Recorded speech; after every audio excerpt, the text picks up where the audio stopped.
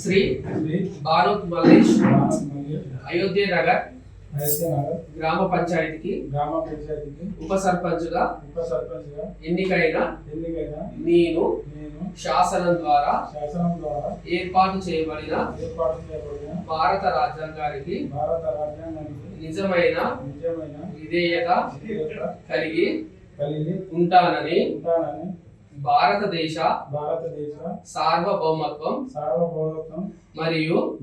ఏకత్వాన్ని కాపాడుతానని తెలంగాణ పంచాయతీరాజ్ చట్టం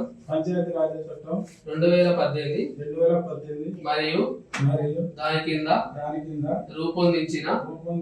నియమావళి ప్రకారం నా విధులు మరియు బాధ్యతలు భయము పక్షపాతము లేకుండా నిష్ఠతో మరియు నిజాయితీతో నిర్వహిస్తానని ప్రమాణం చేస్తున్నాను.